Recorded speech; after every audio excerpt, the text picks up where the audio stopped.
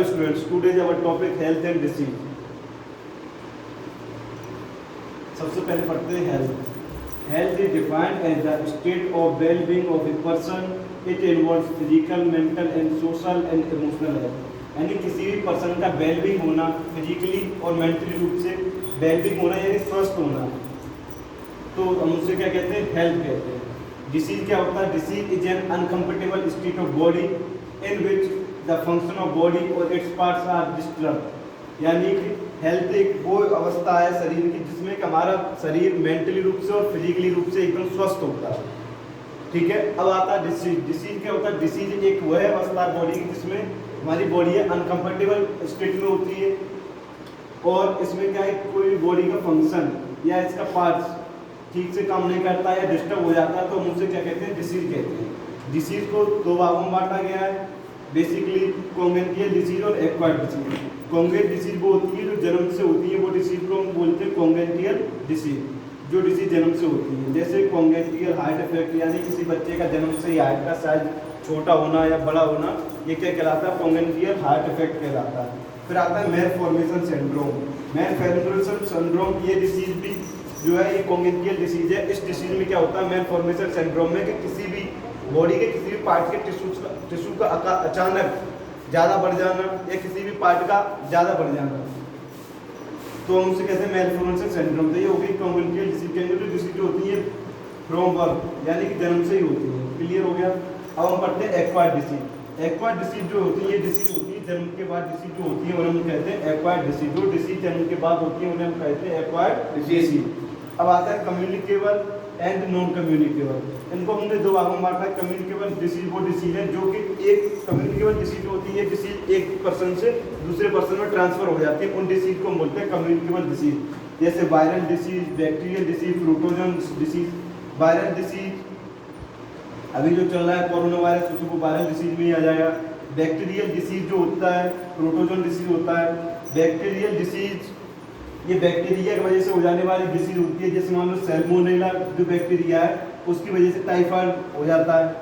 Salmonella bacteria की वजह से वो एक बैक्टीरियल डिसीज होगी. टाइफाइड का एक बैक्टीरियल डिसीज है जिसमें एक सैल्मोनेला का बैक्टीरिया बीमारी फैलाता है. आता प्रोटोजन डिसीज. प्रोटोजन डिसीज में एक प्लाज्मोडियम नाम का प्रोटोजोआ है जो कि क्या फैलाता है? Dengue, malaria. ये प्लाज्मोडियम प्रोटोजन्स होता है जिससे ये डिसीज फैलाता है. अब आता है non communicable disease. Non communicable disease वो डिसीज होती है जो एक पर्सन में होती है लेकिन वो दूसरे पर्सन में ट्रांसफर नहीं होती है. जैसे कैंसर हुआ, हार्ट अटैक हुआ, डायबिटीज हुआ. अगर किसी पर्सन में कैंसर की बीमारी है तो अगर आप उसको छू लेंगे या उसके पास बैठ जाएंगे तो वो डिसीज आप में ट्रांसफर नहीं होगी. इसलिए हम उस डिसीज को क्या बोलेंगे? नॉन कम्युनिकेबल डिसीज बोलेंगे. क्लियर हो गया. कम्युनिकेबल डिसीज क्या होती है कि अगर किसी पर्सन को कम्युनिकेबल डिसीज है यानी कि वायरल डिसीज है या बैक्टीरियल डिसीज है या फिर प्रोटोजन डिसीज है तो ये क्या है उस पर्सन से दूसरे पर्सन में ट्रांसफर हो जाएगी. इसीलिए हम इसको बोलते हैं कम्युनिकेबल डिसीज. समझ में आया? चलिए स्टूडेंट्स इसको एक बार रिवीजन कर लेते हैं, रिपीट कर लेते हैं. तो हेल्थ क्या होता है?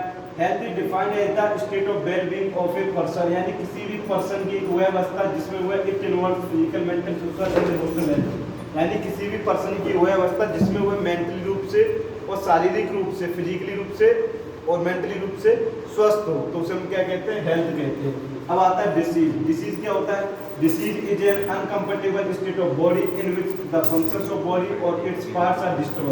यानी कि डिसीज में क्या होता है कि हमारी बॉडी का कोई फंक्शन या फिर इसके पार्ट्स काम करना बंद कर देते हैं या फिर डिस्टर्ब हो जाते हैं तो हमें अंदर क्या हो जाता है? डिसीज हो जाता है. डिसीज को हमने स्टूडेंट दो भागों में बांटा है, कॉन्गेनिटल डिसीज और acquired disease.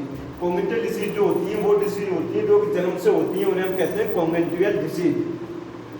For example congenital heart effect. इसमें क्या है कि जन्म से ही बच्चे का जो हार्ट का साइज होता है वो छोटा या बड़ा होना, तो वो कॉन्गेनिटल हार्ट इफेक्ट कहलाता है. अब आता है मैलफॉर्मेशन सिंड्रोम. मैलफॉर्मेशन सिंड्रोम जो डिसीज है इसमें बच्चा जो होता है उसके अचानक किसी भी बॉडी पार्ट का कोई भी टिश्यू या कोई भी पार्ट अचानक से ग्रोथ करने लगता है तो उसे हम कहते हैं मैलफॉर्मेशन सिंड्रोम. अब आता है एक्वायर्ड डिसीज. एक्वायर्ड डिसीज वो डिसीज होती है जो कि जन्म के बाद होती है, आफ्टर बर्थ. क्लियर हो गया. ये दो टाइप्स की होती है, कम्युनिकेबल और नॉन कम्युनिकेबल. कम्युनिकेबल वो डिसीज है जो एक पर्सन से दूसरे पर्सन में ट्रांसफर होकर डिसीज ट्रांसफर हो जाती है, उन्हें हम कहते हैं communicable disease. For example viral disease, bacterial disease, protozoans disease. Viral disease ये वायरस की वजह से हो जाती है। बैक्टीरियल डिसीज जो होता है ये बैक्टीरिया की वजह से हो जाती है। प्रोटोजोन्स डिसीज जो होती है ये प्रोटोजोआ की वजह से हो जाती है। क्लियर हो गया? जैसे वायरस डिसीज पोलियो वायरस, ये पोलियो वायरस की वजह से हो जाती है। जैसे कोरोना वायरस जो अभी करंट में डिसीज चल रही है वो किस वायरस की वजह से हो जाती है? कोरोना वायरस की वजह से। तो वो डिसीज क्या मानी जाएगी? वायरल डिसीज मानी जाएगी, क्योंकि वो वायरस की वजह से हो रही है। बैक्टीरियल डिसीज जैसे मान लो कि सैल्मोनेला नाम का बैक्टीरिया होता है जिसके कारण हमें टाइफाइड हो जाता है, तो वो क्या डिसीज माना जाए? Bacterial disease. यानी जो डिसीज बैक्टीरिया से होती है उस डिसीज को हम कहते हैं बैक्टीरियल डिसीज बोलते हैं।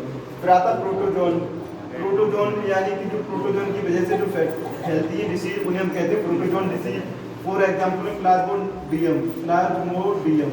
प्लाज्मोडियम एक प्रोटोजोआ है जिसके कारण मलेरिया नाम की डिसीज फैल जाती है। क्लियर हो गया? अब आता है नॉन कम्युनिकेबल डिसीज, यानी कि वो डिसीज जो एक पर्सन से दूसरे पर्सन में ट्रांसफर नहीं हो सकती है उन्हें हम कहते हैं नॉन कम्युनिकेबल डिसीज।